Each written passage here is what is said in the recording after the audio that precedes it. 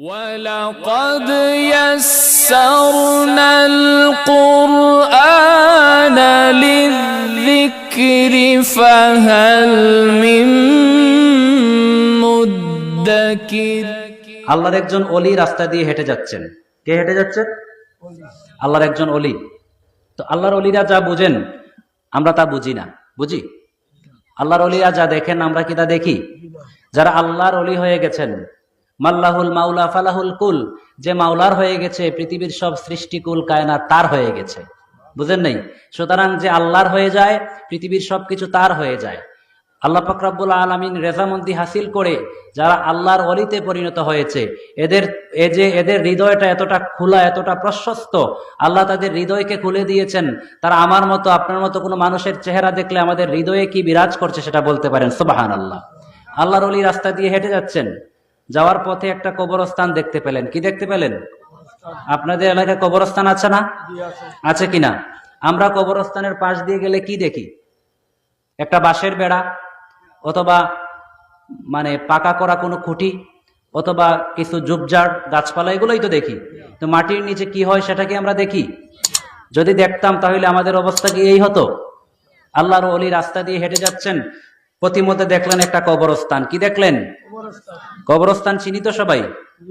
ছোটরা যারা আছেন চিনেন? মরার পরে যেখানে রাখা হয়, যেখান থেকে আর কোনোদিন মানুষ ফিরে আসে না, যেই দেশে চলে যাওয়ার পরে আর কোনোদিন ফিরে আসে না। আল্লাহর ওলি রাস্তা দিয়ে হেঁটে যাওয়ার পথে কবরস্থান পথিমধ্যে পেলেন। দেখলেন একটা কবরের মধ্যে, মাইক চলে গেছে, দেখলেন কবরের মধ্যে এক ভদ্রলোক বসে বসে কোরআন তেলাওয়াত করছে। কি করছে? কথা শোনা যায়? মাইক লাগবে না, ইনশাল্লাহ চলবে। কোরআন তেলাওয়াত করছে। আল্লাহর ওলি যখন এই অবস্থা দেখলেন, তিনি, এটা আশ্চর্যের বিষয় না? আপনি যদি ওই বিয়ালীবাজার, না এই এলাকা, বিয়ালীবাজারের এই কবরস্থানের পাশ দিয়ে যদি যান, আর যদি দেখেন কবরের মধ্যে বসে বসে একজন মৃত্যু ব্যক্তি কোরআন তেলাওয়াত করছে, আপনি আশ্চর্য হবেন না? আমরা আশ্চর্যের কোন জিনিস দেখলে কি পড়ি? কি বলি? সুবহানাল্লাহ বলি। আল্লাহর ওলি যখন দেখলেন কবরের মধ্যে একজন মৃত ব্যক্তি বসে বসে কোরআন তেলাওয়াত করছে, ওই আল্লাহর ওলি ওই কবরস্থানকে দেখে, ওই মুর্দা লোককে দেখে বললেন সুবহানাল্লাহ। কি বললেন? আল্লাহর ওলি যখন সুবহানাল্লাহ বললেন, বলার পরে আল্লাহর ওলি একটু একটু করে কবরের পাশে গেলেন। কবরের পাশে গিয়ে কবর জিয়ারত করলেন। আসসালামু আলাইকুম ইয়া আহলাল কবর আমরা পড়ি কিনা? না কবরস্থান দিয়ে কিছু না পড়েই চলে যাই? পড়ি আমরা। কবরস্থানের পাশে যখন যাই আমরা পড়ি আসসালামু আলাইকুম ইয়া আহলাল কবর, ও কবরবাসী তোমাদের উপর শান্তি বর্ষিত হোক। আমরা কবরবাসীকে সালাম দেই। সালাম দেওয়ার পরে আমরা লম্বা একটা দোয়া পড়ি। লম্বা একটা দোয়ার বাংলা হলো এই, বাংলাটা তো আমরা বুঝি না, বাংলা হলো এই, ও কবরবাসী তোমাদের উপর রহমত বর্ষিত হোক, তোমরা যেই জায়গার বাসিন্দা হয়ে গেছো আমিও একদিন তোমাদের এই জায়গার বাসিন্দা হয়ে যাব, খুব শিগগিরই আমি তোমাদের কাছে আসতেছি। এটা আমরা বলি কিন্তু বুঝি না। কবরে সবাই যাওয়া লাগবে কিনা? আস্তে আস্তে বললেন। কবরে যাওয়া লাগবে কিনা? ছোট যারা আছেন জুড়ে জুড়ে বলতে হবে, কবরে যাওয়া লাগবে কিনা?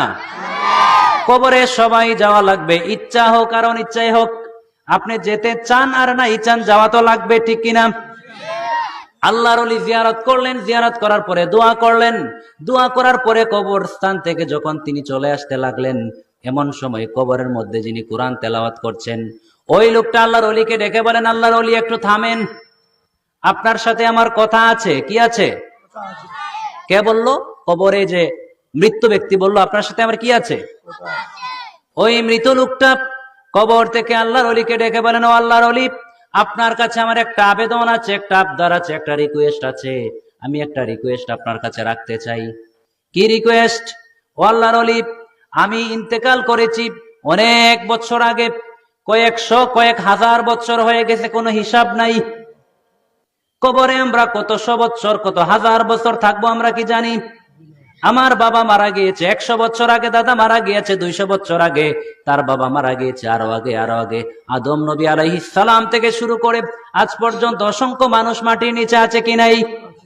আমি একদিন এই পৃথিবীতে থাকবো না, আমার পরে আরেক প্রজন্ম আসবে, এরপরে আরেক প্রজন্ম আসবে।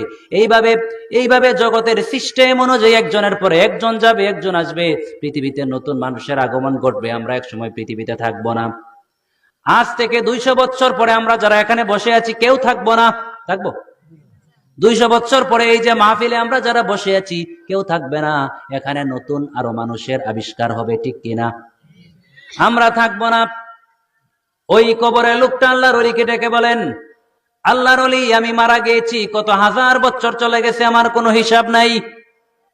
আমি যখন মৃত্যুবরণ করেছি, মৃত্যুবরণ করার সাথে সাথে আমার দুই কাঁধে যে দুইজন আছে, কে আছে? দুইজন ফেরেশতা আছে যারা সব সময় লিখতে থাকে।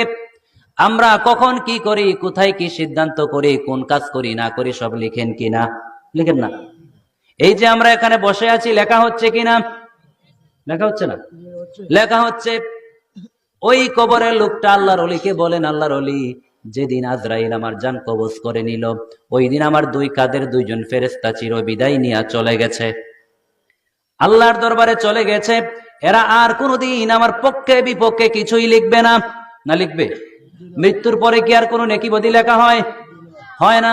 কিছুই লেখা হয় না, কিছুই লেখা হবে না।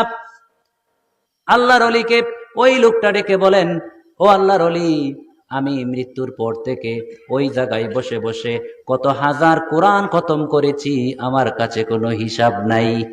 কি নাই? হিসাব নাই। কিন্তু আল্লাহর ওলি, আমি হাজার হাজার কোরআন খতম করেছি এখানে বসে বসে।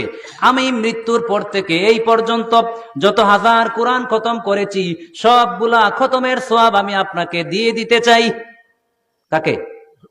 আল্লাহর ওলিকে।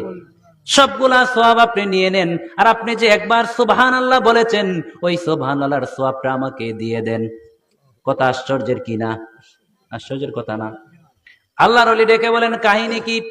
এত বিশাল সওয়াবের ঘাটতি আমারে দিতে চাও, আর ছোট্ট একটা সুবহানাল্লাহর সওয়াব তুমি নিতে চাও?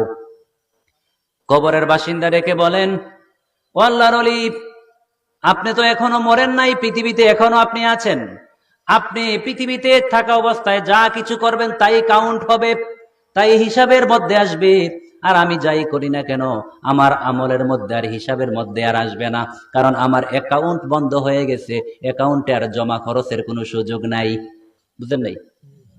আমার অ্যাকাউন্ট বন্ধ হয়ে গেছে, আমার অ্যাকাউন্টে আর জমাও রাখা যাবে না, উত্তোলনও করা যাবে না। কিন্তু আপনার অ্যাকাউন্ট খোলা আছে, আপনি যা এখানে ইনক্লুড করবেন তাই এখানে অ্যাড হবে। ও আল্লাহর ওলি, আপনি যে সুবহানাল্লাহ বলেছেন, এই সুবহানাল্লাহ বলার সাথে সাথে আল্লাহ পাক রব্বুল আলামিন আপনার আমল নামে এত বিশাল সওয়াব দিয়েছেন। আসমান এবং জমিনের মধ্যবর্তী যে জায়গাটুকু আছে, বিশাল যে জায়গা আছে, পুরাটা জায়গাকে পরিপূর্ণ করে আল্লাহ পাক রব্বুল আলামিন আপনাকে সওয়াব দিয়েছেন। সুবহানাল্লাহ।